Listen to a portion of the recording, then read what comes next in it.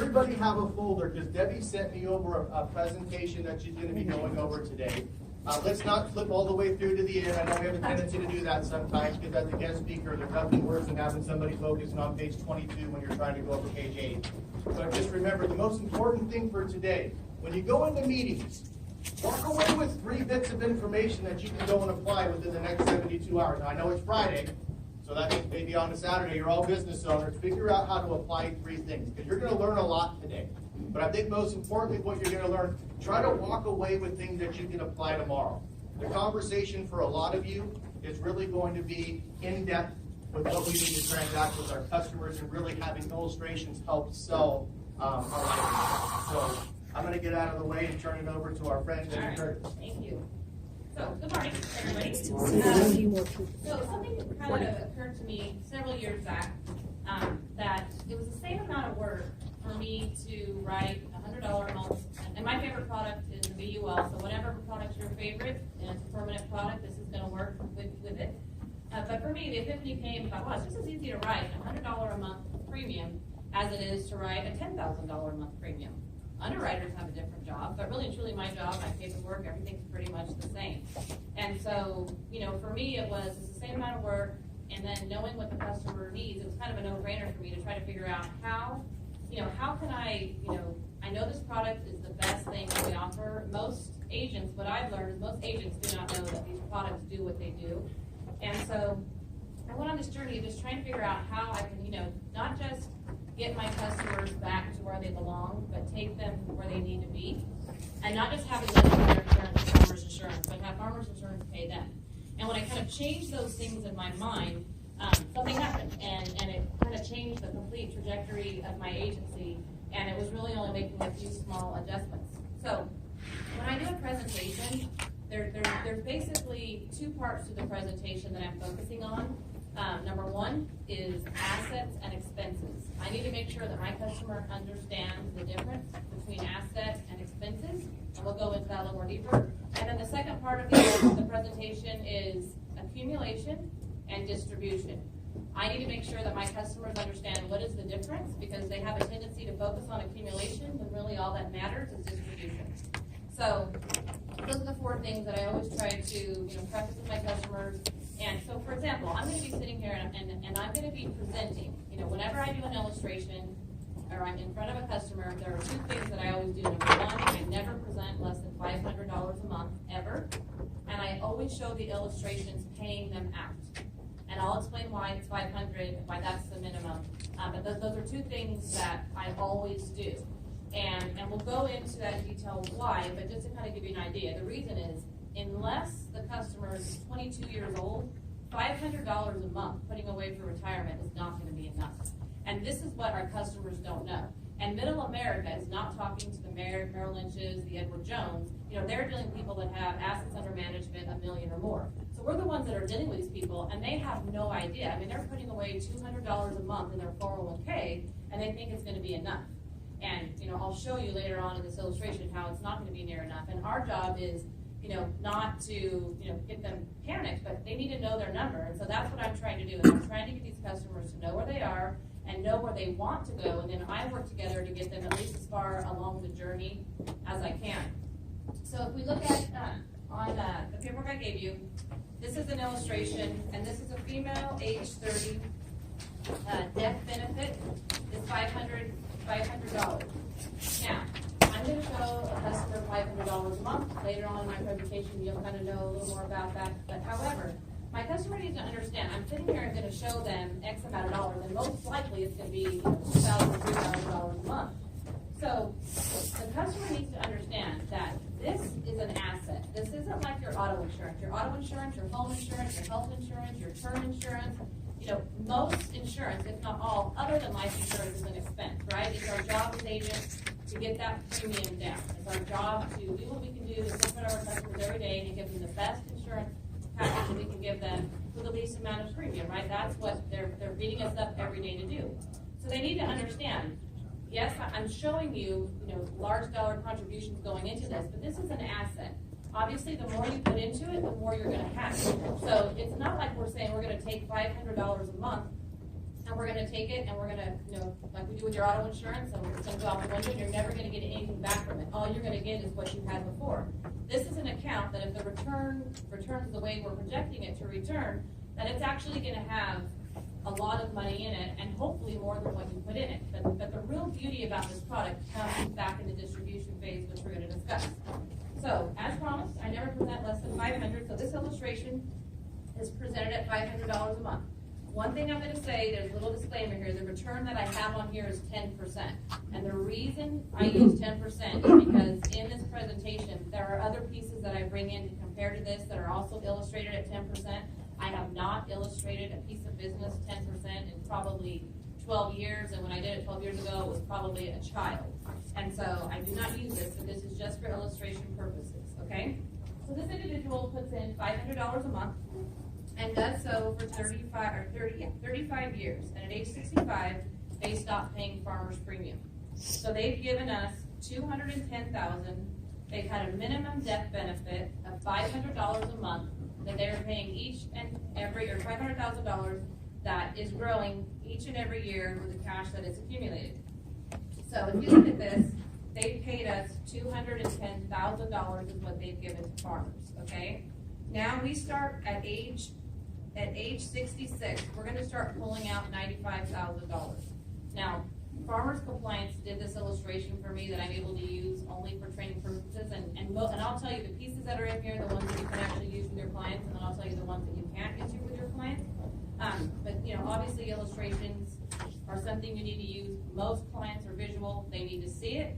And the reason that I like to show money coming out, because unfortunately, no matter how we love our customers, or how much our customers love their family, we're a selfish society. We want to know what's in it for us.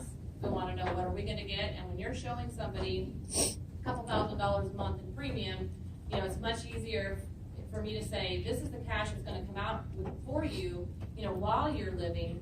If you're putting in a couple $1,000s a month, other than saying, Nancy, you keep putting in $2,000 a month, and Chad's going to get, a gigantic death benefit, and that's probably not going to motivate Nancy. So, we love our families, we love our children, we want to know what's in it for me. So that's why, my why on these illustrations is to always make sure that I show them paying out. Okay, and I'm actually not going to use that, you guys all have to use that, so do this. So let's go to the next page. And if anybody has questions, feel free to ask them along the way. I'd rather get them out and get them answered before we go on to the next point. So when you look at this, $95,000, what I started to say, Compliance did this illustration for me. I personally would not have taken out $95,000 a year and have it run out at age 90. They did it that way for whatever reason. I'm not a big fan of that. I probably would have taken out $75,000 a year and have it last longer than age 90, but that's just me. But that's the beauty about this. You can actually work these numbers with your client. You can ask your client what they think the interest rate is going to be over the next 30 years. You can ask them how much money do you want to come out. You can build this illustration basically to do whatever the two of you agree needs to be done. So if you look at this, we paid them $95,000 a year, and we paid $95,000 a year for 30 years, and we paid them $2.3 million of cash value. That was their money they got in their hands, 100% income tax free. So we get the argument all the time, right? Term's better than perm. I'm going to buy term, invest the difference, and I'm going to have X. But in this situation, when all I've collected from them is $210,000 over the course of 30 years. They've had a minimum death benefit of $500,000 that's grown to obviously a couple million. They have that, and they get back 2.375. Well, Debbie, that's a 10% interest rate. The chances of the 10% interest rate for this many years probably isn't going to happen, and I'm going to agree and say yes, it's probably not. But yes. To that point, Debbie, what do you use routinely in way of a hypothetical growth? Yeah, so I will tell you, if most clients, if you ask them and they've been investing in their 401k, because that's where I do get a lot of my money for this, is what they're already earmarking to their 401k. I'll ask them, what do you really think is a reasonable expectation of return? And you'll get some that are going to say, I don't know, 15, 16%. Well, right. They're only remembering the last couple of years, right? I mean, we actually have American funds now in the VUL, which has done over 20% the last couple of years. I mean, the numbers have been phenomenal. but I'm not gonna project that. I wouldn't even project 12, because I know what's gonna happen, you know, and what's already looking like it's going to happen right now, right? The market's finally starting to correct itself. So, if it's on an average, I do 8. I mean, that's an average. Okay. And I haven't really gone above, I maybe went to 9% on someone who was like 22, 23 years old. But it's gonna be based on their risk tolerance, it's gonna be based on what they're telling me. But yeah, an average, I would say an average rate for me is gonna be 8. Thank you. Yeah. So in this situation, let's just say that it wasn't 10%, it was actually 8. So instead of 2.3 million, maybe it was 1.8 million. I'm still collecting $210,000 and still paying out 1.8. Let's just say it wasn't even, it was 8. Let's say it's 6. So instead of 2.3 or 1.8, it's actually 1.4. I will take anybody that wants to give me 1.4 million for $210,000 and give me that over 30 years and not have to pay income tax on that money all day long. And so for the argument of buying term, investing the difference, there really is no argument, you know, once we get onto the accumulation phase and get past the accumulation phase, because the next slide is going to be this one. This is where, and this form, unfortunately, Farmers is trying to work with me to get one of these that we can actually use, and I do have a piece at the end of this that you can use that kind of mimics this a little bit, but this is really where it tells the story. You know, everybody wants to focus on the accumulation phase of things, right? Everybody wants to say, oh, my 401k, I have this. Oh, in my preferred comp, I have this. Obviously, accumulating something means something, but it really doesn't mean much. Really, I don't care how much you get to accumulate. That's super cool and all, but all I really care about is what you get to keep of what you've accumulated. People have this mindset that they're going to actually be in a lower tax bracket when they retire. And the sad truth is, if you are, that's really not a good thing, because that means you didn't save enough. And when you retire, you're not going to have a mortgage. You're not going to have children at home. You're not going to have debt that is tax deductible. And more than anything, you're not going to have income, a normal income to pay these taxes that now you put all this money in this bucket, which 90% of the world's in U.S. of the money for retirement is in 401ks, and that's where everybody puts it. So, you know, at a time when you think that you're going to be, you know, living the great life and not needing as much, chances are you're going to need more, because we all know taxes are going to go up. They just are. And what people don't know, and I'll show you later on, is that the taxes are probably at one of the lowest tax climates in the history of the United States, and yet we think taxes are ridiculous right now, when truly they're not. So when you look at this page, if we look at the first column is what we call taxable investment income, and that's going to be CDs, money markets, real estate. These are things that are taxed each and every year. Okay, so this first column, what I did is I ran a 30-year term, putting in $60 a month, and paying $60 a month for that 30-year term, and taking $440. Okay, sorry, it's just too hard to go back over. $440 each and every month. Investing into some type of a taxable investment, getting a 10% return. Okay, the next column is your 401k, your deferred comp, anything that grows tax deferred and you're not having to pay taxes each and every year. I did the exact same scenario, 30-year term, she's paying $60 a month, taking the remaining $440 and putting it into a deferred comp product. And this column here, everyone, is where, as I mentioned, 90% of the U.S. retirement accounts are in. This is where almost everybody has their money.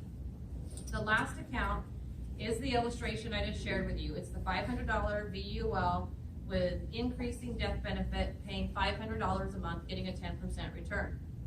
So when we go down to the accumulation phase, in the first column, it's $663,000 they have accumulated, and that's less, obviously, than the next two columns, and that's because they've had to pay capital gains tax each and every year.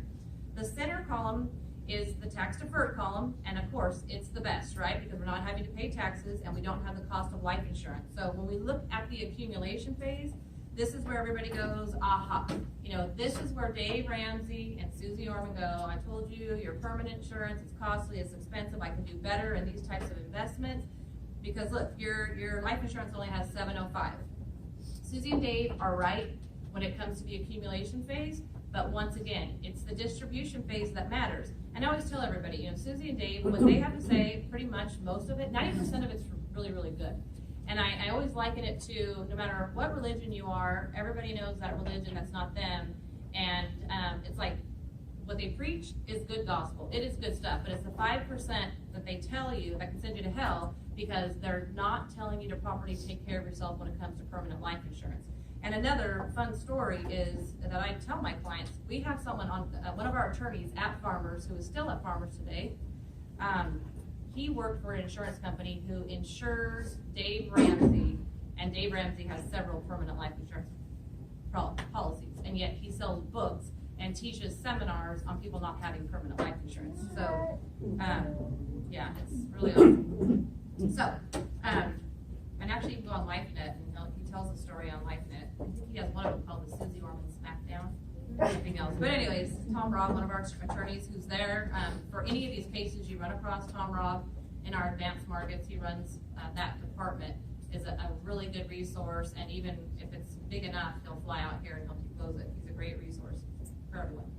Okay, so when we look at this in the accumulation phase, as I said, tax deferred is the way to go when we come to accumulation. But when we look at the distribution phase, which is the most important thing, right? This is the money you actually get to touch and feel.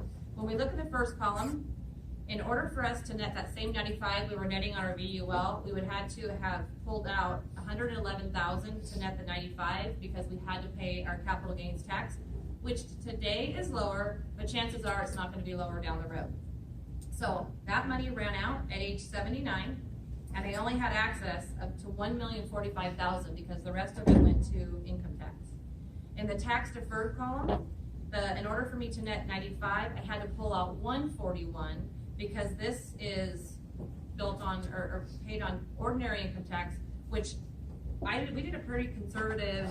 I think we did 33 federal and only 15 state in a tax bracket, which is pretty conservative today, and definitely is conservative for down the road. So money in this situation ran out at age 78.5, and they had access to 1.2 million. However, my VUL scenario, you want 95, you pay 90, you take 95, money lasts till age 90, which it should have lasted longer, and you actually had access to $2.3 million of cash that was 100% income tax free. When you look at the first column, no life insurance at age 65, no cash at age 65, and policy ends at age 60. Same thing for the tax deferred investment. Actually, but in the tax deferred, the life insurance, you still have a death benefit of 1.5 million, and it lasts, and cash, and it lasts till age 121. So once again, I probably wouldn't have it last till age 121, but compliance sometimes feels the importance of doing that. Okay, so we're going to switch to the benefits of high deductible page, 2 pages over. So there's 2 common things you're going to hear when doing, these types of illustrations. Debbie, I don't have the money. I don't have the money, or they're not in a hurry. And I hear that probably less and less, but it is something that I deal with. I put this together, and this was pre-Obamacare, probably 6 years ago. I put this together, even before I had teenage drivers. But this is Debbie Curtis's household at the time, a snapshot of it 6 years ago. And what I did was, I went and figured out for my family what the premium would be for an HMO with a $1,500 deductible compared to the PPO share that I actually had that had a $6,000 deductible, and I was paying $497 a month for 4 people. We don't see that anymore, do we? So a savings of $14,000 just in health insurance. And choosing a $500 deductible, and that should, somebody change that, whoever did these slides, that actually should say $2,500 deductible. But in my household at the time, instead of me having a $500 deductible on my autos, I have $2,500, and I save $1,383 a year. And choosing a $500 deductible versus a $5,000 on my home at the time was $414 a year. Now, the key to this is, look, this is kind of like when you see a motorcycle stuntman and he's doing something, and there's like this little thing at the bottom disclaimer saying, don't try this at home. These are extreme deductibles, and they're not for everyone, okay? They're not. But they are for a lot of your clients. There's a lot of your clients that may be realtors or professionals that, in their mind, you ask them what type of coverage they say, and I don't care who you ask. Can you tell me a little bit about your auto insurance? Oh, yeah, I have a $500 deductible. Everybody blasts out that deductible like it's the most important thing, and that really truly is the least important thing, right? You want someone that's going to go, oh, well, I have 5 million because I have an umbrella and I have 505. I mean, you're not gonna hear it. People don't talk about that. When they talk about insurance, we're talking about deductibles. And this is your job to educate them and help separate yourself from every other insurance agent in your area, because agents do not do this. And this is why people need to stay with us instead of buying insurance online. I want to be your insurance steward. I want to take your insurance dollar and I want to spend it as wisely as possible. And as I said earlier, not just you paying your insurance, but your insurance paying you, not just us getting you back to where you belong in a claim, but taking you where you need to be. Because they're not talking to anybody else about doing this. So here's an example, and I always make the auto company, I've actually got emails, I make them nervous when I say this in my presentations, but it's true. Shame on you for having K coverage on somebody, K5 coverage, so they get their $50 a day rental or expense benefit, and yet they're walking around with no life insurance. Because you could literally be paying $300 or $400 a year in K coverage if you have 4 cars, youthful drivers and 4 cars, and yet you have a parent who has no life insurance. Am I a proponent of taking off K coverage? No. But the point being is, if it's your job to give them advice that they can't get online, and yet you're not looking at their policy as to where you can take whatever insurance dollars they have and do the best thing with it, you're not doing your job. And when you explain this to customers, and I can sit here and that's exactly what I do. If I get a deck page and I every now and then engage myself in the auto world, which I try to stay out of it as much as possible. I choose to live in this world, it's a lot funner. But when I look at someone's deck page and I see they have $500 deductibles, they've got, other carriers don't have K coverage, but they have, benefit of, $900 a loss, and they're paying $40 per 6 months for this coverage, and they have 4 cars. I mean, that's like $500 a year in some instances. So, all I do is I say, okay, well, tell me a little about what you have for life insurance. Well, we don't. We need to, but we don't. Okay, so can I ask a question? Who knows if you're going to crash your car, but you have this coverage, but I have a 1-in-1 chance of death, and you don't carry that. So, as an someone handling your insurance needs, I'm really not doing my job by at least not making you aware of that, but let alone allowing you to continue that way. How about you rent a car if you need to rent a car, if it's your fault, and then rent it then versus giving me money each and every month to have rental car insurance when I don't even know if you're going to crash your car. And immediately, like, you're right. That makes total sense. And so I'm not a proponent of canceling K coverages, so don't go out and do that. But it is your job to separate, if you really want to be successful in this business and you don't want just to be an insurance agent, but you want to give something of value that's going to separate you from every other agent, having these conversations with your client will actually do that. And this sheet was just to simply show people truly what can happen if I took that $16,000 and I just grabbed $15,000 of it and I did something else with it.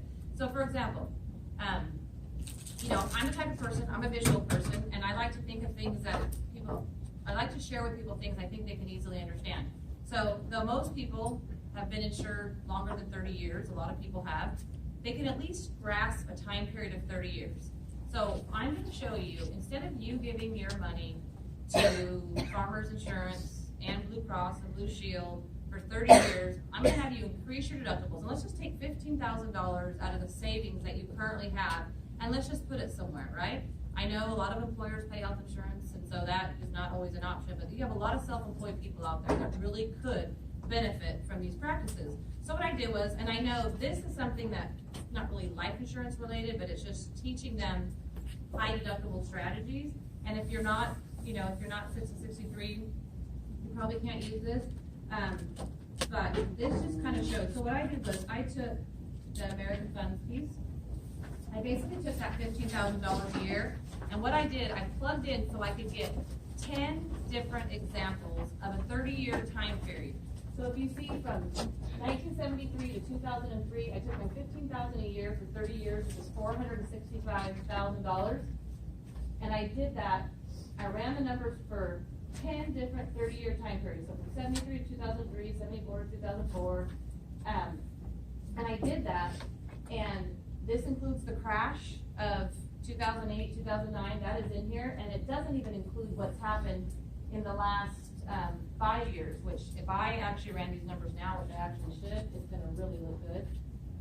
But the least amount of money that $465,000 that was paying deductibles, uselessly paying deductibles, The least amount of money in 30 years that it made for them was $3.3 million to a maximum of 9.9.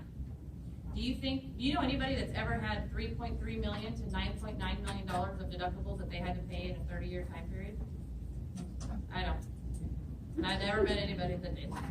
So the point being is, these are strategies, and of course you can't use these with everybody because not everybody has this kind of premium defined by them, but they can at least understand the concept of why you as an agent don't want to have them running around with their $500 deductible, because it truly isn't the best thing for them to do.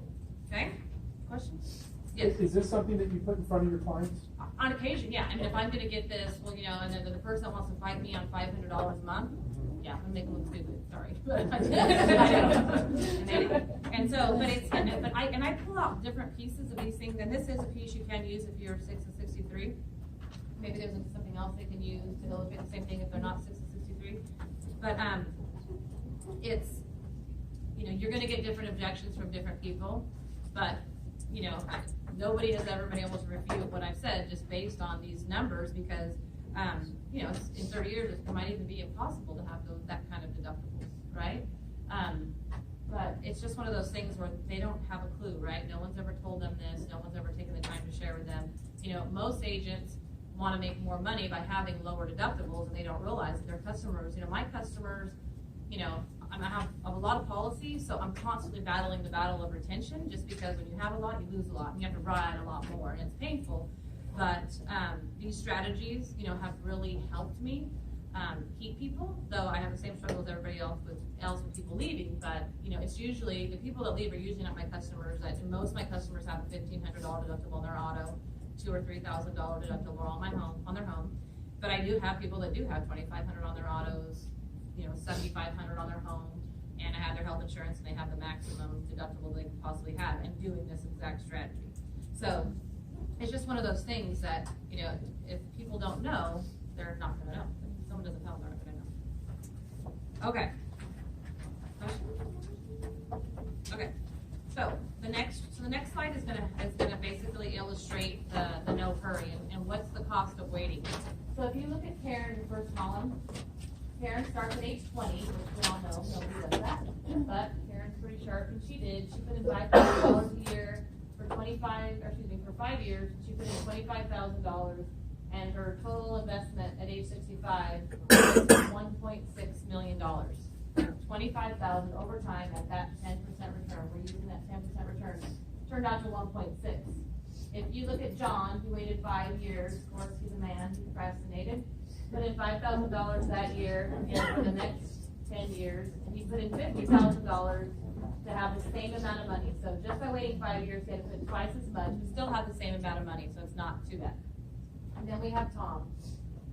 Tom waited 15 years, and because of that, Tom had to put in $5,000 a year, and instead of putting 25 or 50, put in 155 to basically have almost half the money, $1 million, at age 65. So of course everybody panics when I show this. Oh my God, Debbie, I'm not even 36, and I'm worse than Tom. And don't get caught up in this, but you are worse than Tom. You really are. But the key is that it's the same concept. If it's 45, 50, and 60, 35, 45, 50. I mean, the concept's still the same. The problem is, if you do it earlier, you have to do a lot less, and that's why I say, why I never ever illustrate less than $500 a month, because anything under that won't do the job. And people's mindset automatically goes to the fact, well, the government says I can have an IRA, whether it be traditional or Roth, and I can put in $500 a month, $5,500 or $6,000 a year, $6,500 a year, whatever it is now, and I'm going to be fine, right? The government says I put this in, it must be enough. And so the next part of this is going to show how it's not going to be near enough, okay? So the next illustration here, Martha Money Manager. So this is an actual client that I was kind of dealing with at the time I put this together and used her as an example. So Martha Money Manager is a 38-year-old female who's in excellent health, plans to retire at age 68. We have 30 years until retirement, has a need for life insurance. She has an aggressive risk tolerance. Martha's married with 2 children. Martha makes $75,000 a year. She's currently investing $200 per month into her 401k, no match. And that's another thing too, right? Your employers, they're just really not matching anymore, if not abandoning a lot of these as it is now that health insurance is so expensive for them. Martha's accumulated $5,000 in her 401k thus far. So then, I asked Martha, tell me a little bit what retirement looks like. How much would you like coming in annually? So Martha says she'd like an income in retirement of the same thing she's making now, $75,000.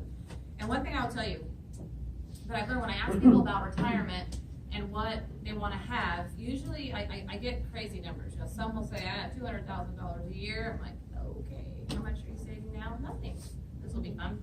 And then I have the opposite where, we could probably survive. We're not going to have a mortgage. We're not going to have kids. We're not going to have all these things. So I could probably survive on about $50,000 a year.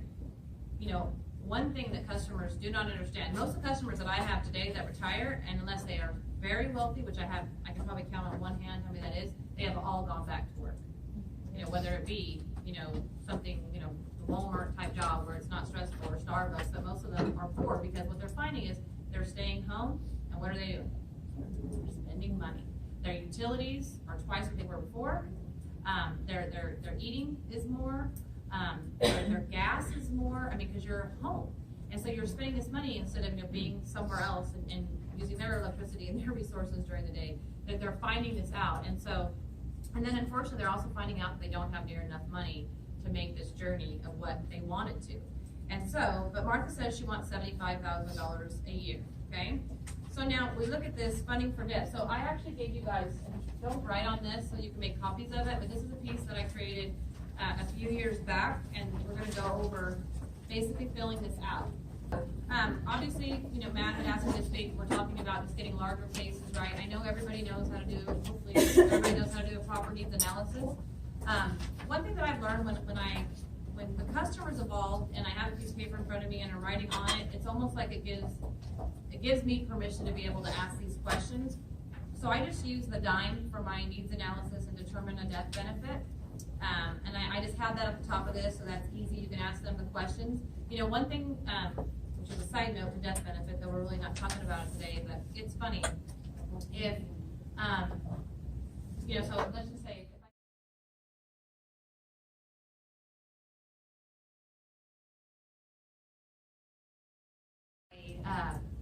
so for those people that are concerned about risk, I'm a proponent of it. But I usually can talk people into not being scared about risk and educating them a little bit, so I can do the VUL because our VUL fees are significantly less than the IUL.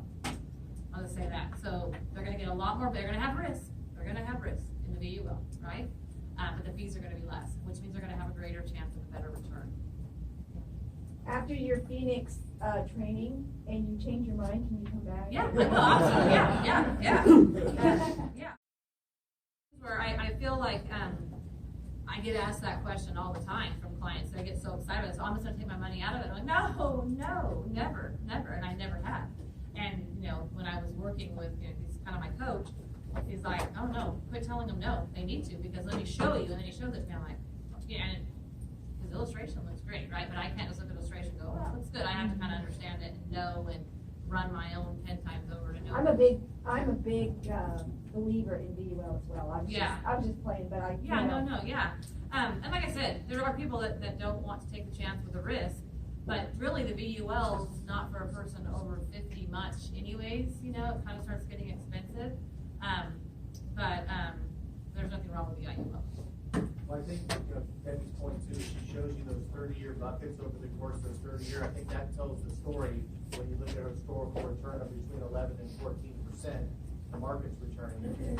So you're going to have good years, bad years, but at the end of the day, if you look at a 30-year bucket, which most people that are 35 or want to retire at 65, the VUL does, you're going to have up and down years, but at the end of the day, historical data shows at least a 10% return in any body of 30 years you want to look at. So I know a lot of us don't have variable contracts, so IUL is your best friend until you get VUL. Yeah. But I think, from Debbie's standpoint, is she feels like the VUL actually just provides a little bit more long term for the customers. Because if you, like I said, take any 30-year snapshot you want to, and you'll see an 11% return, sometimes 14. So I think that's so. So I got one question for you. Yes, please, that's what we're So, going to question now. so a couple things when it comes to premium. How many of us have ever sold a permanent life policy at minimum? Okay, so and people have, but I think the point is that when we use the term MEC, a lot of us who don't sell a ton of life insurance, that's why you're here today, to gain knowledge. I'm hoping that maybe, Debbie, you can kind of talk about some of those horror stories that you had with the old UL policy. Yeah.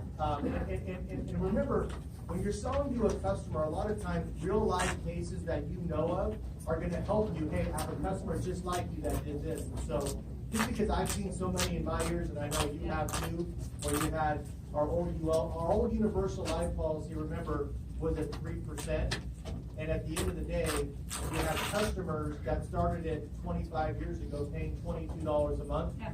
And it's borrowed all the money from the separate account because all they paid is that $22 a month. Then they get a bill because they have no more money in the separate account, zero. And now they come in and they're just to keep the policy in force is $297, and it's going to go up every year. So I think the difference is understanding minimum, target, and MEC, and maybe just explaining the difference. Minimum scared me to death, and I actually went to Farmers New World Life because there were agents that were just going around teaching this great concept of selling 65-year-olds minimum premium because the market was doing so well, and he became Life Agent of the Year. And so I sat in his class. I want to learn. I want to learn. But when that was his claim to fame is like, he's basically able to give permanent policies to these 65-year-olds because the market, these accounts have been doing, 20%. And of course, I just shut my mouth because, and I left there and I immediately got on the phone with Life Company and said, you need to check some of this stuff because, he's doing 300 life apps a year. And most of them are 65-year-olds, so they think they have a permanent policy. And the minute that the market turns bad, what's going to happen? That cost of insurance, not necessarily, even at 65, believe it or not, cost of insurance is pretty cheap. On $150,000, $200,000, it's fine. Cost of insurance is pretty cheap. Once they get 66, 67, 69, 70, those numbers go up crazy. Those policies are going to crash, and Farmers is going to be in a bad place because these are things that, when somebody sells a bad policy and they're in their 30s, that agent's usually dead. People at the home office or somebody else, all the rest of us are cleaning up the mess. So I had a gentleman who, an agent had sold a policy to. I inherited it, and we had sent out, I can't even tell you, thankfully we had it all in ECMS, how many times we had reached out to him. It was a $125,000 death benefit. It had been sold to him at age 51, okay? At age 51, it was $125,000 death benefit. He was paid $125,000, which was minimum, okay? And he paid that, and mind you, he comes in my office, finally comes in there, and he's 76. And he had gotten a notice, and the notice said, you had your new premiums, but basically he exhausted all the cash, okay? Because you don't get anything other than your statement until it's time to pay the piper. So your new premium will be $972 a month if you want this at age 76 for that big death benefit, $175. And he's looking at me and he is crying. And I picture, I think about it, he was so mad at me. And I said, I have sent you, and I showed him, I told you, I said, this for all the time. We never had a number for you. I had no file. These are the times. And he said, well, I didn't understand. I've been busy driving truck.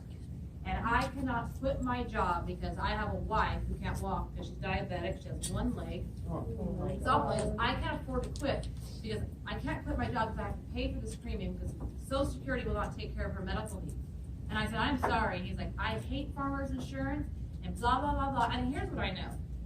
Whoever sold this to him is probably not a bad agent. Probably didn't know a lot, but probably would have, I always tell clients, I'd love to sell you $500 a month. That's what that should have cost you at age 55, or 51 or whatever it was. You should have probably paid about $500 a month. You think I have an interest in making $500 a month more than $125? Our job is to sell insurance. And so he comes in literally, he was mad, he left, I could not calm him down. I gave him scenarios, I could reduce the death benefit down to $50,000, I can do all these things, and he was basically, it's nothing like having a 76-year-old tell you F you. I was awesome. But he He ended up coming back in 2 weeks later. He said the best thing could have happened to me, and he's looking me right in the face, is my wife died. Cancel that policy. And I felt like a POS. I really did. And I didn't do it, but somebody with my logo did it and didn't do it right. And then, you know, nobody was able to get a hold of them. We were never able successfully to get a hold of them, but you know, there is no reason to sell minimum ever, because minimum, all minimum says is this is the minimum that you can pay today to get this policy going. No guarantee for tomorrow, because the interest rates are what's gonna make all the difference here. And to Matt's point, these accounts used to pay guaranteed 3%, but what he didn't say is most of these accounts 20, 25 years ago were making 8, 9, 10, 12%. So these policies on minimum premium could have lasted at 8, 9, 10, 12% for a very long time, and they did. And that's why a lot of these problems aren't coming up for now. But we have had the last 20 years now of these accounts at 3, 4, 2%. So that's what's happened, right? A lot of these accounts have not been making anywhere near the 8 or 9 or 10 projected, and now the catastrophe is starting to happen. And so minimum, just don't do it. You'll never have a problem. If they are 60, like say a policy inherited or something like that happens, and they come in and they got the letter. Yeah. What's the first? First thing I'm going to do is, life or something? well, the first thing I'm going to try to do is within that contract, I'm going to try to reduce face. That's the first thing. You can reduce face if they're over 50. You can reduce face down to 50.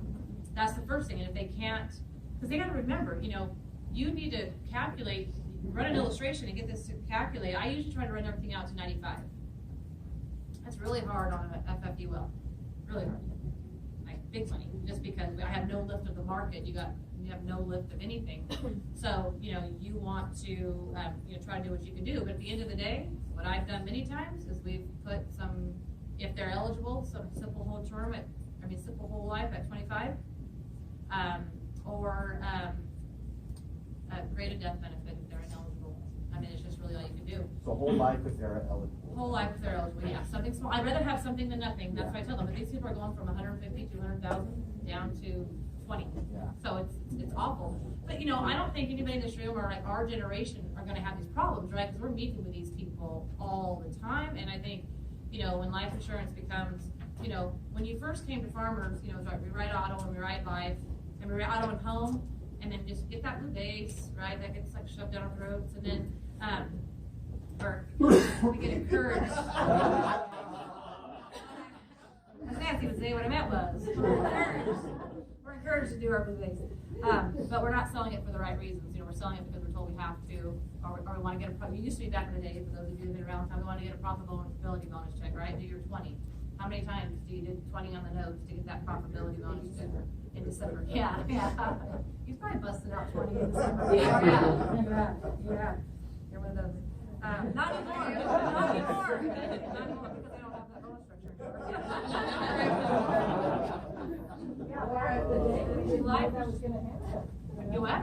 Back in the day, No. you couldn't proceed. Yeah, we couldn't. And like I said, though, it was never taught to us to sell this for the right reasons either. Right? These guys are just telling us to do it for the wrong reason. It really needs to be a part of what we do every day. I mean, and now more than ever, right? With AGM and UQI, I mean, I don't know about you guys, I want to shoot myself. You know, like you're clicking on it's going to be, it's like this, you know, am I going to get a bonus? Am I not? I don't know, but we can't sell that way anymore, right? And Farmers is making that way, and as frustrating as it is, it's the right thing to do. As much as a lot of this stuff frustrates me, I get it, and it's going to have me have a much stronger agency. It's going to be balanced, and we're going to put the same emphasis on life and retirement as we do on auto and home. I mean, that's just what we do. And you know, when I had this epiphany of things, you know, changing for me in the sense of it's just as easy to write a $100 a month app as it is a $10,000 a month app.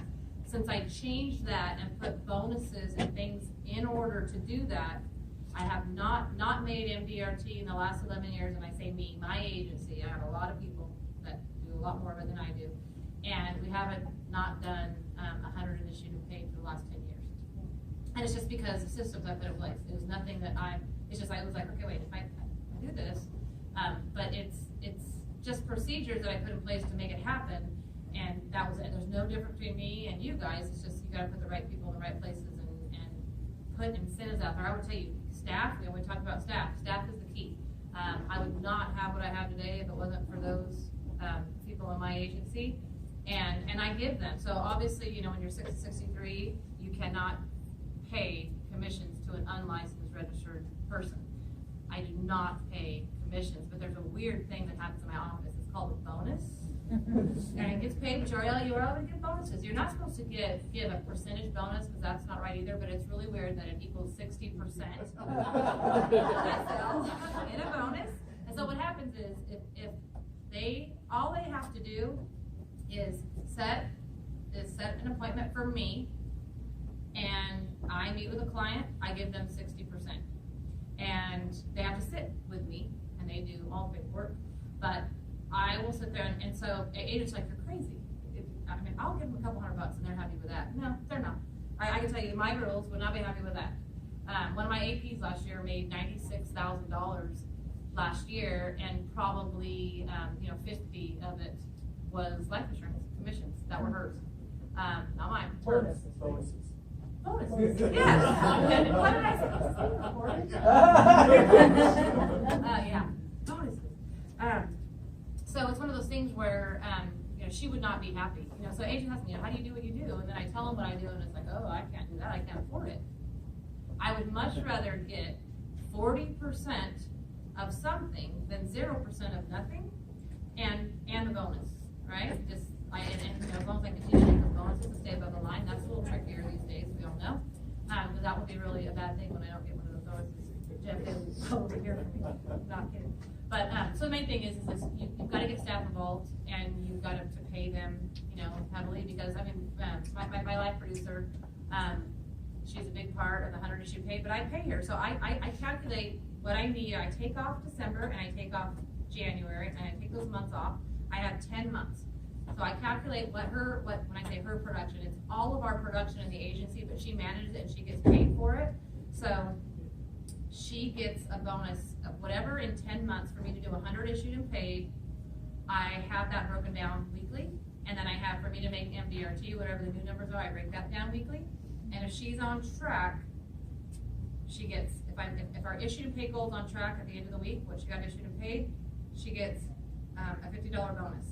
If our premium for MDRT is paid each and every, if we have whatever commission issued and paid to get me to MDRT that week, she gets $100 that week. So she could literally get $150 a week just for me to be on track for those things. And so you'd be surprised, I'm pretty much on track all the time, because this girl likes money, and that's what she does. But she's not going to want to there'll be nothing to motivate her to make sure that Gabby gets her documents in, or it's an ADR, it's been sitting in ADR for 20 days. Nancy knows she gets a bonus if she gets an issue page, so she'll go to Gabby and go, Gabby, wait, what are we waiting on? It says you need PCP form. Where is it? So Nancy will go get it because she has, an interest in getting that done.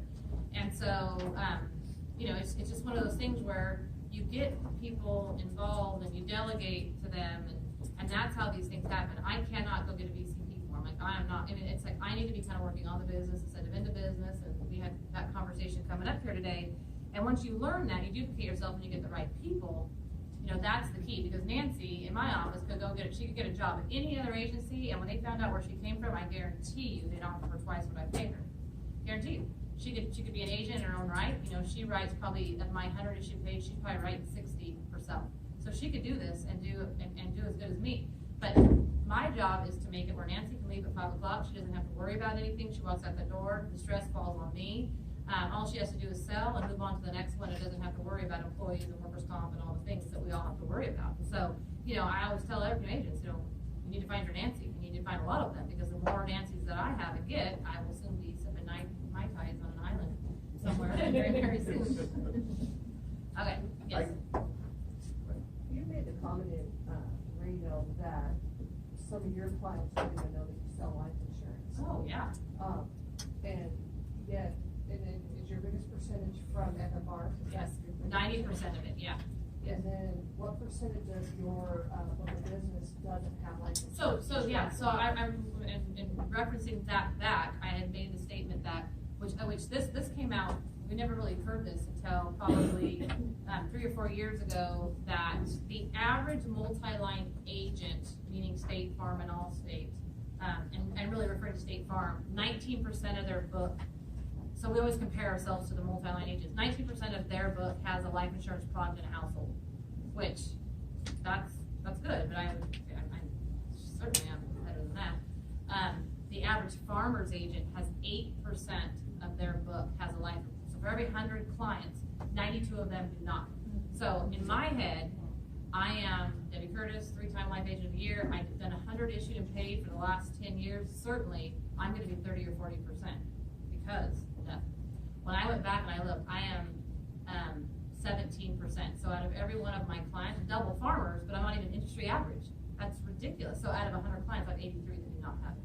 So what have you done? Oh, to take care of that? so I mean, my job. So basically, what I've done is, when an FFR happens, I've learned in my head when I look at a screen, no matter what I'm looking for, someone says, "Oh, look at this account" or something, or I get myself in there, like immediately I look into account, and all I see, like if there really truly is on the screen, there could be four cars in a home. The only thing I see is there's no life and there's no umbrella. Like that's where my mind goes, and I'm like, where's it at? So now the girls have to put in the system when they do the FFR and they get credit for FFR. When they do the FFR, it has to say life, work, unsure of carrier, or life, Mass Mutual, 2 million, umbrella, quoted, not interested, health insurance. Like I know every line of business I don't have, it comes right up on the comment screen.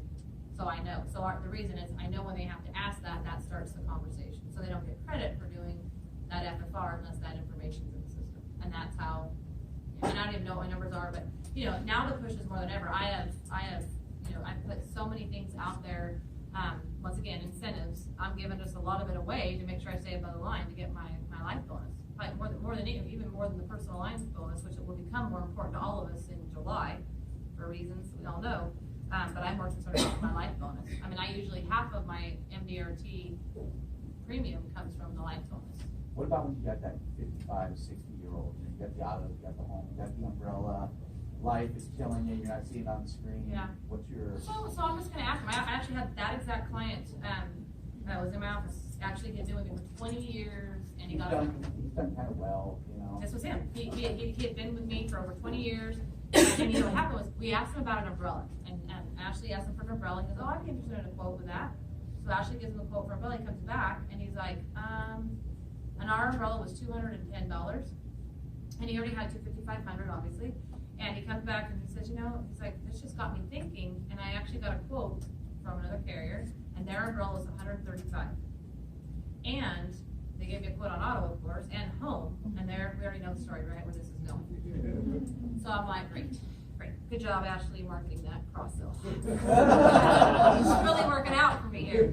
So what we did was, I sat down, and this is what I do. So this is like my fun thing to do. The first thing I do is I'm like, girls, get online, find out what their permissive user limits are, because that's what you have to find out, right? How do our policies compare to them? So I started looking at that, and I said, they gave you a locating discount for locating, what we call anti-theft, but they're said, disable discount. Do you have things that disable in your 2013 Jeep Grand Cherokee? No. Well, the minute this goes to underwriting, I literally just started just coming down. And I said, what I'm going to do is I'm going to show you how to get more coverage and still have that premium reduction that you want. And so I did $500 to get the lower premium on the umbrella. Does everybody know that, by the way? Yeah. The umbrella? Yeah, you get attached point credit. So I did $500, $1,500 deductible because he had a $1,000 deductible, and he had a $500 deductible on his home. So we go through all that, and he stayed. He didn't want to leave. He said, "I don't want to leave. Give me a reason not to." And I gave him a reason not to. I went through the whole thing. So, and he is that client, very well off, going to be retiring in a couple of years. And I said, "Okay, Larry," I said, what do you have for life insurance?" And he says, "Oh, I have my plan at work." And I said, "What happens when you retire?" "Well, I don't need to retire. He's been upper management for many, many years. I don't need anything." And I said, "Okay," I said, "But, are you at all calculating Social Security into your retirement plan?" And he's like, "Well, not really." And I said, "Well, even if you're not calculating Social Security," and clearly he and his wife are going to get it. His wife's a registered nurse, right? She's probably going to pull in maybe $2,800, $2,900 from Social Security. Him probably the same. I said, no matter what, you're going to be dependent upon this $3,000. Either both of you are going to be dependent upon each other's $3,000 a month you're getting, whether you think it or not. You probably will. And I said, the minute one of you pass away, it goes away. The lesser of the two benefits disappear. And I said, and this money that you've earmarked to get you both through retirement now, some of that money is gonna have to be redirected and paying this monthly expense. So your retirement now looks different with the death of someone. I hadn't thought about that. So I said, look, I'm not here to try to replace your income or, it's gonna be kind of impossible at this time, because he's actually instead of 55, he's probably like 59, almost 60. So I said, well, what I can do is at least maybe look at what some numbers will be for you. Let's just submit an application. Let's submit an application, for $500,000. You might walk out of here with 50, but I can get you approved, and let's just see where you are, and let's look at our options. So, do I think I'm gonna sell him anything significant as a retirement vehicle? No, but maybe a $50,000 death benefit or a simple whole life, something. But, he thought he knew until I brought up some things that he hadn't thought about, and then, decided, so we took action. What about for everybody in the room that has your life issue being 100 a year? What percentage of that do you think comes from existing customers that you may already? Because I think a lot of times when we write life in a household, we check them off as okay, they're good. When's the time you visit those? All the time. Well, we do I know because, you do. well, yeah. So we revisit one thing. I'm gonna have you hold that thought for 1 second. Yeah. So we go back to the never sell minimum, and then target is just what you get paid commission on. We never finished that. Target's what you get paid commission on, and then MEC is just the maximum that the government will allow you to put in without becoming a taxable event. And the more policies that you fund up to the MEC, the better off you're going to be when times go bad. So the minimum death benefit in the permanent policy with the maximum they can pay in. And then if all of a sudden they have to, all of a sudden they say, I can't afford it anymore, you'd be surprised how many years those policies can go without a premium payment because they've lost their job or something's happened. Or, they need to take time off because their kids go to college. So MEC is, you definitely want to be between target and MEC when you're taking premium, which is usually where I like to land. Okay. Back to your question. Yeah. So if I write a policy, 9 times out of 10, I'm going to MEC it out or definitely do it over target.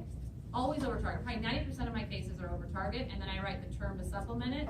So, we're going to get back to you, and I'm going to tell you, the girls in my office, they know when they sit people in front of me that I'm going to probably close something. So if we've got, $750,000 of term premium here, and we've got a $250,000 VUL over here, and they haven't been in 2 years, my girls are beating them up to get it back in so we can get them to convert more of that term and put it and increase it.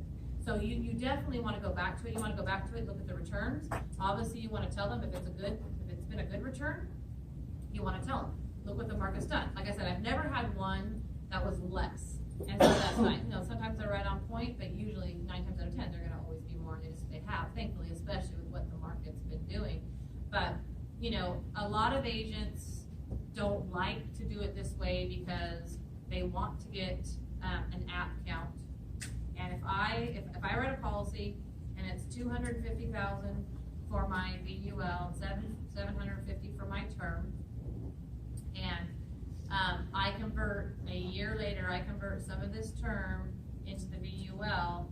Into the same VUL? Into the same VUL, yes. Into the same VUL, unless it's 3 years. I think after 3 years you do get app count, but you don't in the first year. But if I need to convert some, I'm still, even though I don't get the app count, I'm still going to convert it because it's the right thing to do for the client. I don't want to wait 3 years just so I can get my app count. But I get paid monthly on everything that comes after that. So most agents are inclined to go, I don't want to get paid monthly. I want that app count. I'm going to create a whole new policy. And it's not the best thing for the client. It's not. I have written other policies when I used to really be a proponent of level death benefit, which is B. I always thought no riders because they're expensive, and I still believe I'm not a fan of riders at all, except for the accelerated death benefit rider because it's free. And I have a customer that's on it right now, and it's actually when it's ALS, worst situations I've ever been involved in my life. It's a horrible disease, but he has $1 million death benefit, and that felt really good for him too. Where was I? Sorry. Your riders? Riders, no riders. And I did B because B was the least amount of costs, right? So I'm not buying insurance, and as the cash value grows, my cost of my insurance goes down, right? But the minute you have to tell a client you get death benefit, you don't get death benefit and cash, they're like, what? And then you have level A, where you get death benefit and cash. So, you know, to a lay person, to even try to explain, your cash does not grow as fast in an A because you are paying for a larger death benefit. But unless you are, you know, unless you're rated, unless you're rated, or, you know, I would say too tall, fat, whatever, and you're paying a higher premium, it's never really better to take B over A. And and I changed that. So because of that, for contracts that I had written B on early on in my career, because that was really what I felt was the best thing to get them the lowest cost of insurance, just the best deal for growing cash.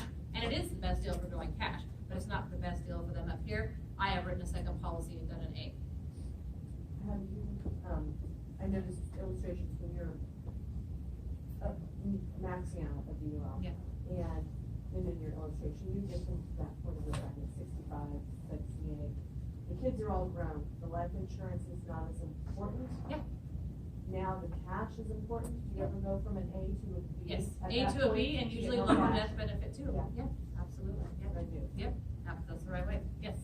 How soon do you mention life insurance and what is your turnaround time? Like say it's the first time when you mention life. Sometimes it scares them away.